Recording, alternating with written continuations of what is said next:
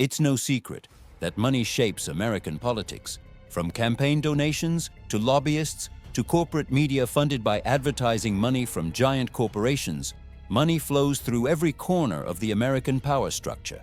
But never before has it been this powerful, this pervasive, this profound. How did the United States go from electing a professor like Woodrow Wilson, a retired general like Dwight Eisenhower, a peanut farmer like Jimmy Carter, to a country where a billionaire like Donald Trump reaches the presidency, financed by other billionaires, and once in office, nominates Elon Musk and other ultra-wealthy figures to strategic, powerful roles? Now, even the Democrats are asking, do we need a billionaire of our own? Is it J.B. Pritzker, Mark Cuban?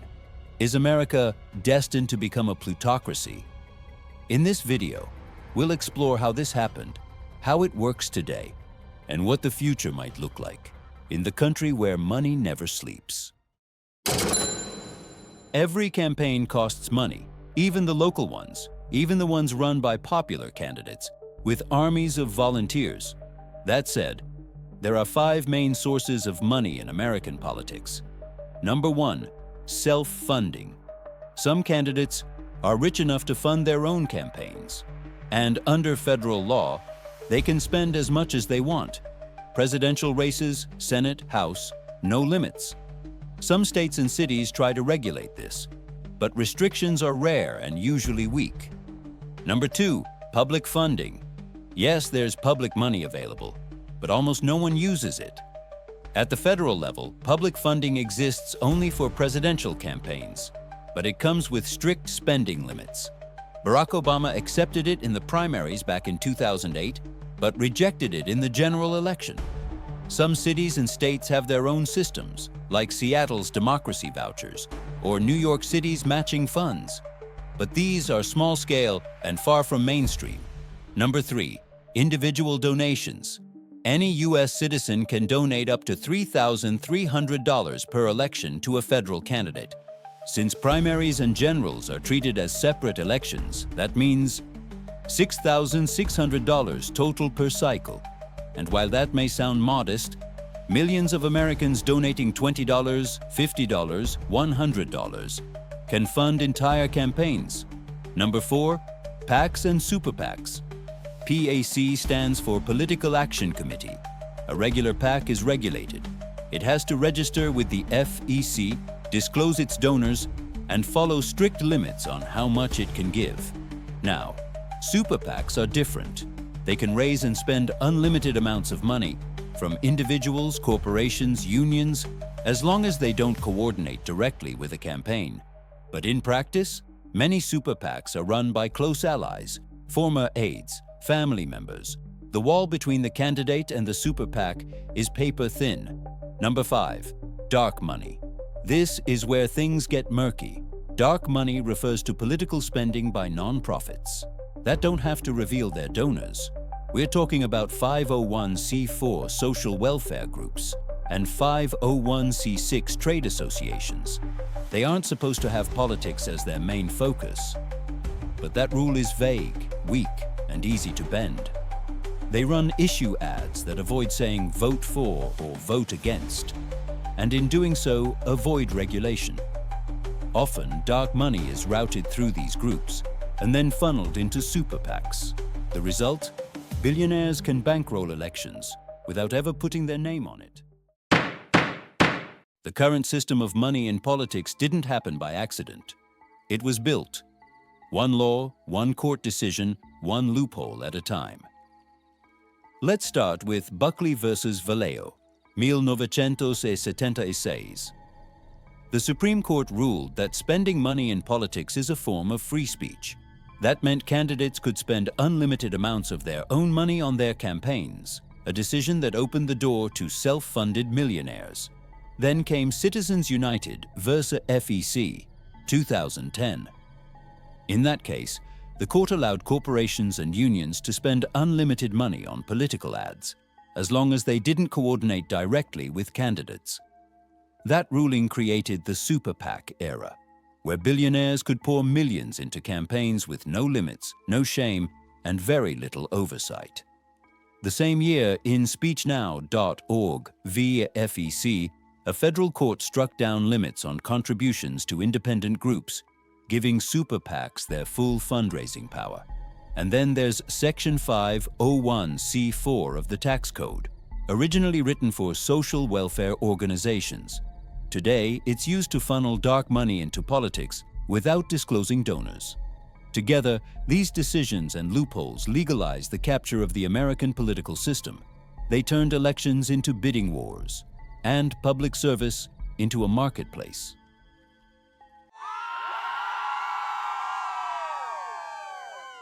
Unlike most democracies, in the United States, the people don't just vote for the executive and the legislature.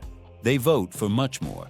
There are over 500,000 elective offices across the country, including sheriffs, judges, school board members, and district attorneys.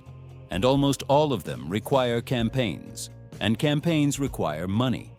These races may seem local or low stakes, but to political operatives, interest groups, and billionaires, they are opportunities. Take state attorneys general, for example. They can band together to sue entire industries, big tech, big pharma, even oil giants, or local prosecutors who can adopt radical policies on crime and punishment, transforming city streets and courtroom norms overnight. In this environment, even minor races become battlegrounds for national and corporate power. Just look at what happened in Wisconsin in 2025.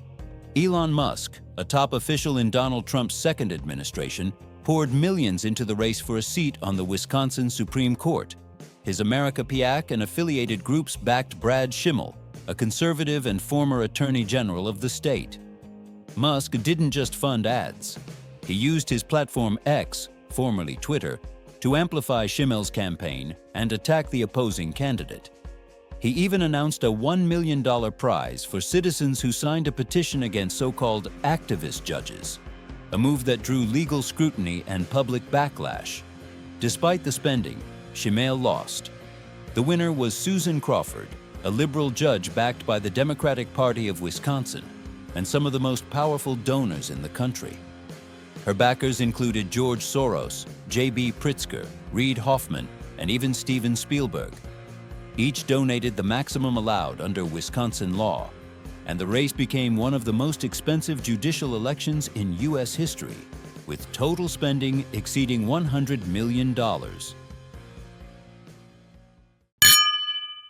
Some people play the role of intermediaries, channels through which money, power, and influence flow in the American political game. First, the fundraisers. They're always well-connected. Some are celebrities, some are businessmen, some are lobbyists in disguise. They organize events, dinners, cocktail parties, breakfasts, any opportunity to gather the rich and powerful. These events are attended by billionaires, CEOs, industry leaders, and anyone looking to buy influence in case the candidate wins. Since we're talking about influence, let's go to lobbying.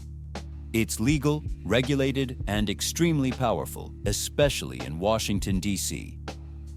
Many lobbyists are former politicians, former congressional staffers, bureaucrats, or retired military officers.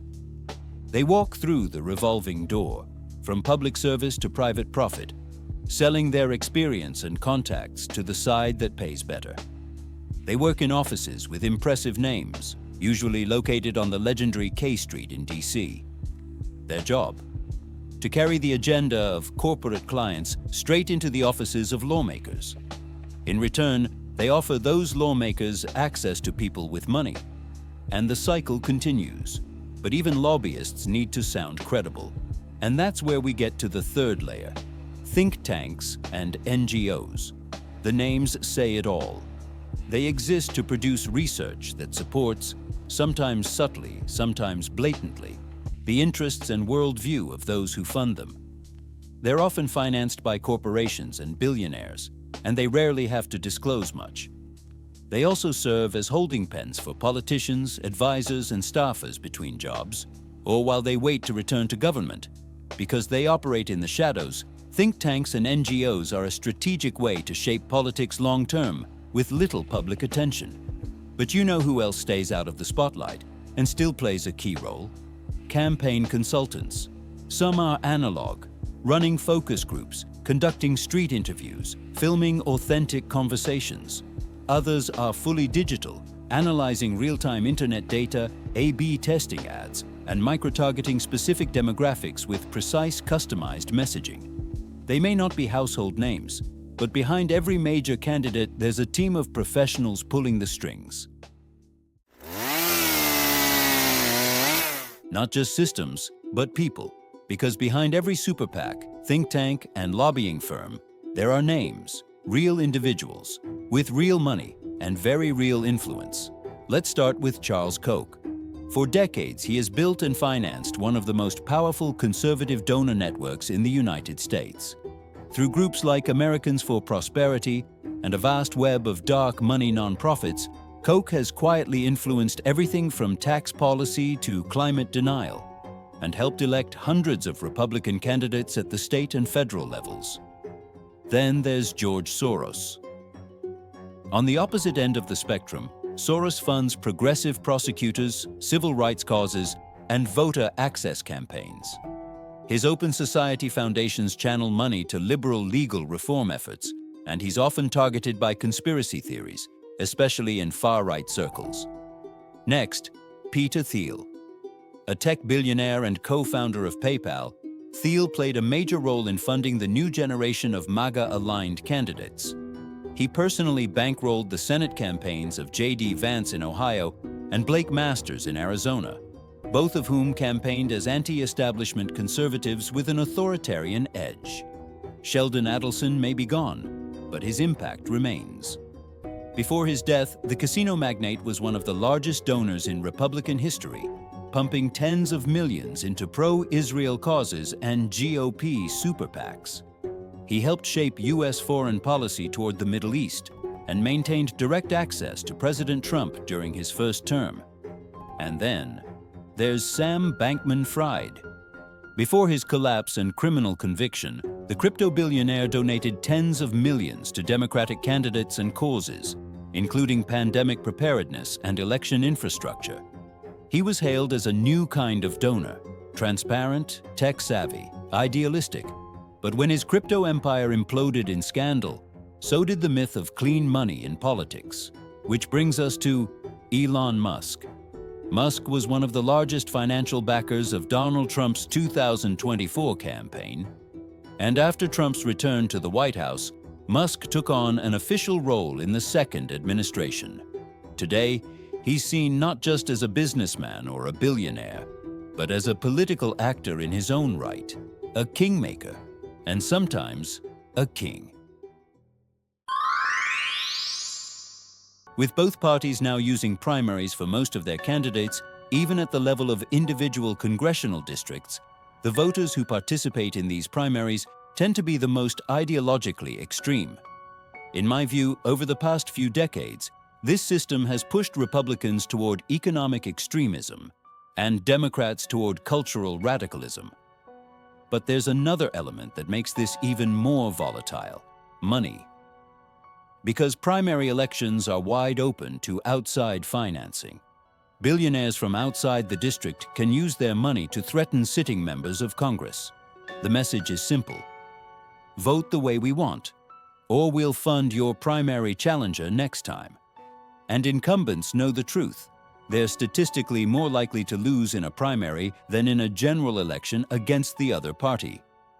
Add to that the fact that Republican candidates often rely on a financial edge to beat Democrats, and that Republican activists are increasingly radicalized on economic issues, and you get a system where GOP lawmakers are pressured to move even further to the right to keep their donors happy. Second, the cost in time. Elected officials now spend an absurd amount of time chasing money. They're on the phone, at dinners, at fundraisers, not because they want to be there, but because they know that money is what gets them re-elected. Meanwhile, their actual job, governing, is left to unelected staffers, mercenary lobbyists, and shadowy think tanks. And third, this is legalized corruption. Those with money buy influence, buy access, and buy power. In return, they get tax breaks, regulatory loopholes, and government favors. And the result? A slow erosion of public trust. in democracy, in government, and in the institutions that are supposed to uphold the public interest. That includes the press, the justice system, the universities, and every space that depends on public policy shaped by elected officials, who are now too busy fundraising to do their jobs.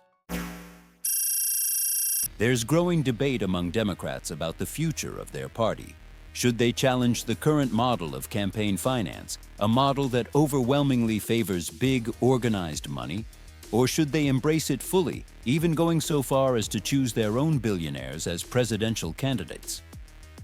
Among the many sympathetic megadonors, like George Soros and Reid Hoffman, two names stand out as serious contenders for the next election.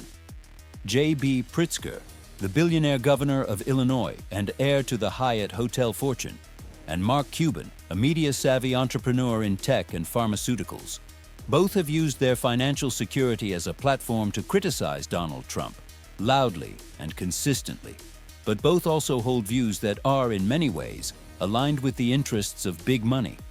Whether the Democratic Party rejects plutocracy or simply seeks to build its own version of it remains to be seen. In American politics, after all, the winners still tend to take it all.